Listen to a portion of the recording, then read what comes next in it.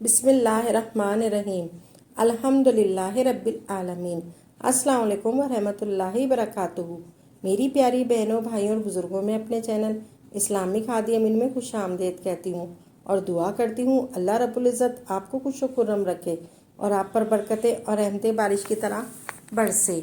नबी करीम सल्लल्लाहु अलैहि वसल्लम की एक हदीस शरीफ से ये वजीफ़ा बताया जा रहा है। ये कुरानी सूरत का वजीफ़ा है और इंतहाई ताकतवर वजीफ़ा है। इंशाल्लाह इस अमल से रिज़्क़ की बारिश भी ऐसे होगी कि आप खुद दंग रह जाएंगे। इस अमल को जिसने भी पढ़ा है उन्होंने कामयाबी हासिल की है। ये सूरह फातिहा का अमल है। आप ये अमल मुकम्मल तवज्जो से सुन लें। इस सूरह फातिहा में 7 आयतें हैं और मुख्तलिफ दबी किताबों में हवाला मिलता है कि इब्लीस भी अपनी पूरी ज़िंदगी में सिर्फ 4 मरतबा रोया है और उसने खूब आंसू बहाए हैं। नंबर 1, उस वक्त जब उस पर रब की लानत हुई। नंबर 2, उस वक्त जब आदम अलैहिस्सलाम की तौबा अल्लाह ताला की बारगाह में कबूल हुई। नंबर 3, उस वक्त जब रसूल सल्लल्लाहु अलैहि वसल्लम को अल्लाह ताला ने अपना आखिरी नबी और रसूल बनाया। नंबर 4, उस वक्त जब ये सूरह फातिहा नाजिल हुई। अब यही सूरह फातिहा इब्लीस की राह में सबसे बड़ी रुकावट है।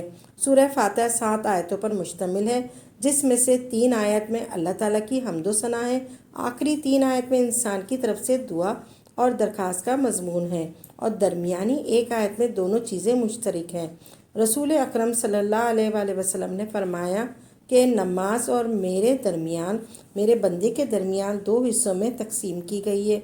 निफ्स मेरे लिए है और निफ्स मेरे बंदे के लिए, और जो कुछ मेरा बंदा मांगता है वो उसे दे दिया जाएगा। जब बंदा कहता है अल्हम्दुलिल्लाह रब्बिल आलमीन, तो अल्लाह फरमाता है कि मेरा बंदा मेरी हम्दो सना की है, मेरे बंदे ने मेरी हम्दो सना की है।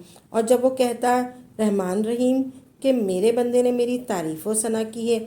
जब बंदा कहता है मालिकल यौमिद्दीन, फिर अल्लाह ताला फरमाता है कि मेरे बंदे ने मेरी बुजुर्गी बयान की है। और जब बंदा कहता है इय्याका नअबुदु व इय्याका नस्तईन, तो अल्लाह ताला फरमाता है कि शायद में मेरे बंदे के दरमियान मुश्तरक है, क्योंकि इसमें एक पहलू अल्लाह ताला की हम्दो सना का है और दूसरा पहलू दुआ व दरख्वास्त का। इसके साथ ये भी इरशाद हुआ कि मेरे बंदे को जो चीज़ उसने मांगी, फिर जब बंदा कहता है एहदिनस सिरातल मुस्तकीम, फिर अल्लाह फरमाता है कि इससे ये सब मेरे बंदे के लिए है और उसको वो चीज़ मिलेगी जो उसने मांगी। रसूल अल्लाह सल्लल्लाहु अलैहि वसल्लम ने फरमाया कि कसम है उस ज़ात की जिसके कब्ज़े में मेरी जान है। सूरह फातिहा की नज़रिया पर ना तो तौरात में नाजिल हुई, ना इंजील, ना ज़बूर में और ना खुद कुरान करीम में। सूरह फातिहा में इसकी मसल है। इस सूरत को सूरह हम्द और सूरह सलात भी कहते हैं। इस सूरत को सूरह रुकिया और सूरह वाफिया, सूरह काफिया और सूरह वाक़िया और सूरह उम्मुल कुरान और सूरह उम्मुल कर्ज़ भी कहते हैं। रसूल का फरमान है, रसूलुल्लाह सल्लल्लाहु अलैहि वसल्लम का फरमान है कि मुझे गंजुल अर्श का ख़जाना से 4 चीज़ें अता की गई हैं। उस ख़जाने के इन 4 चीज़ों के अलावा इन चीज़ों से और दूसरी कोई चीज़ नहीं दी गई, और वो 4 चीज़ें ये हैं। नंबर 1, उम्मुल किताब सूरह फातिहा। नंबर 2, आयतल कुर्सी। नंबर 3, सूरह बकरा की आखिरी 3 आयतें। नंबर 4, सूरह कौसर। लिहाजा आपको कोई भी मसला है या अगर किसी ने जायज़ मुराद मांगनी है जो पूरी ना हुई हो, तो हर नमाज के बाद मर्द हजरात मस्जिद में और औरतें अपने अपने घरों में ही सूरह फातिहा किस तरीके से पढ़ें। बावज़ू होकर पहले 2 रकात नमाज सलातुल हाजात पढ़ें, फिर सलाम फेरने के बाद सजदे में चले जाएं और हाजात पढ़ें, फिर सलाम फेरने के बाद सजदे में चले जाएं और सजदे में ही 1 मरतबा बिस्मिल्लाहिर्रहमानिर्रहीम पढ़ लें। फिर 7 मरतबा आपने दुरूद इब्राहीम पढ़ना है। दुरूद इब्राहीम एक बार मेरे साथ भी पढ़ लें। अल्लाहुम्मा सल्ली अला मुहम्मदिन व आला आले मोहम्मद कम्मा सल्लैता अला इब्राहीमा व आला आले इब्राहीमा इन्नका हमीदुम मजीद। अल्लाहुम्मा बारिक अला मुहम्मदिन व आला आले मोहम्मद कम्मा बारकता अला इब्राहीमा व आला आले इब्राहीमा इन्नका हमीदुम मजीद।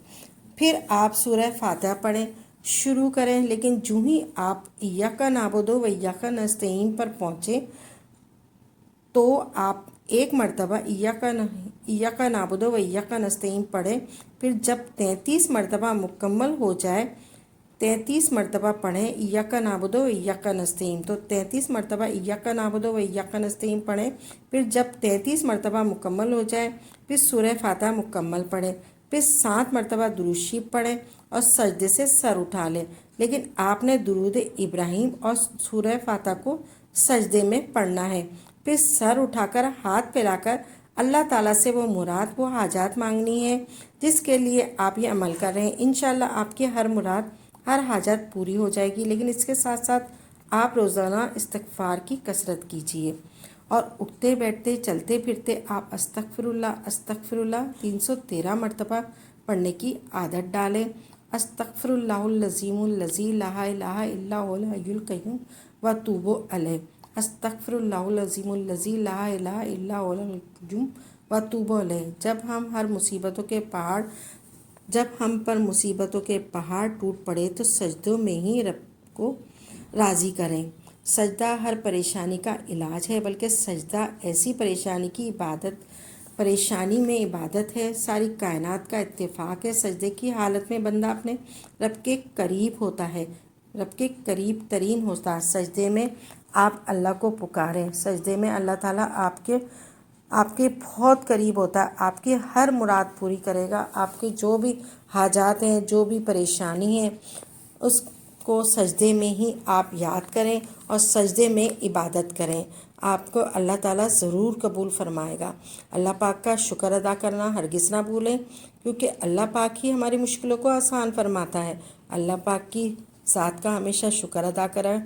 जितने भी लोग कमेंट्स बॉक्स में दुआओं के लिए कहते हैं, जिसकी जो भी हाजत है, मेरी दुआ है कि रब्बे करीम सबकी हाजात को पूरा फरमाए, सबकी नेक दिली जायज़ ख्वाहिशों को पूरा फरमाए। जो भी मुसलमान जिस भी तकलीफ़ में है, जिस भी परेशानी में है और जिस भी मकसद के लिए इस वजीफ़े को करना चाहते हैं, हम दुआ गो हैं कि अल्लाह पाक सबकी नेक दिली जायज़ ख्वाहिशों को, हाजतों को पूरा फरमाए और अल्लाह पाक अपनी ज़ात के सिवा किसी का भी मोहताज ना करे।